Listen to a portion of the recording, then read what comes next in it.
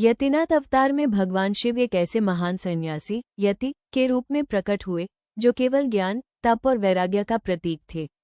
यह अवतार हमें त्याग, आत्मज्ञान और सच्ची भक्ति का महत्व सिखाता है। प्राचीन समय में एक महान राजा था जिसका नाम था नाभाग। वह धर्मपरायण और भगवान शिव का बहुत बड़ा भक्त था। उसके राज्य में सुख शांति थी, लेकिन एक समय ऐसा आया जब उसे अपने जीवन के असली उद्देश्य को समझने की इच्छा हुई।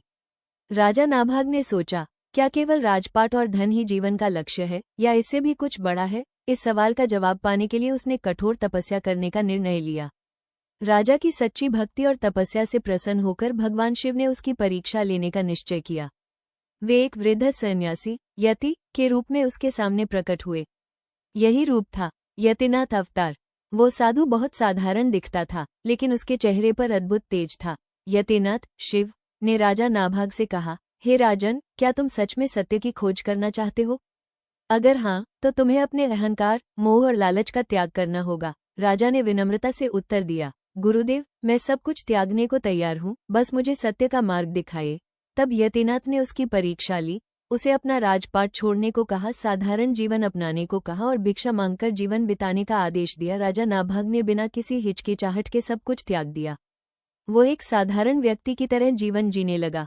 उसके इस सच्चे समर्पण को देखकर यतिनाथ बहुत प्रसन्न हुए।